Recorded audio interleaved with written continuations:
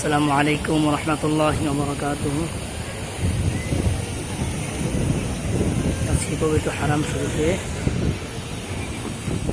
আজ হলো 11/7/2024 রোজ বৃহস্পতিবার। সুবহানাল্লাহ সুবহানাল্লাহ। জুমা রাতে বেশি করে দুরূদ শরীফ পাঠ করা, এটা একজন সত্যিকার আশিক রাসূলের পরিচয়। বেশি দুরূদ শরীফ পাঠ করা। সাল্লাল্লাহু আলাইহি ওয়াসাল্লাম। সাল্লি আলা রাসূলিল্লাহ।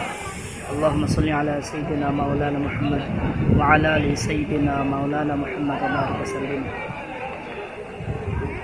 এছাড়াও অনেক দুরূদ রয়েছে। দুরূদ ইব্রাহিম সর্বোত্তম দুরূদ। হাদিসের মধ্যে বর্ণিত হয়েছে, রাসূল সাল্লাল্লাহু আলাইহি ওয়াসাল্লাম বলেন, যে ব্যক্তি একবার দুরূদ পাঠ করবে, আল্লাহ তাআলা তার উপরে 10টি রহমত বর্ষণ করবে। সুবহানাল্লাহ। সকল আমরা বেশি বেশি নবীজির পর দুরূদ পাঠ করা চাই। আল্লাহ পাক সবাইকে আমল করার তৌফিক দান করুক। আমিন।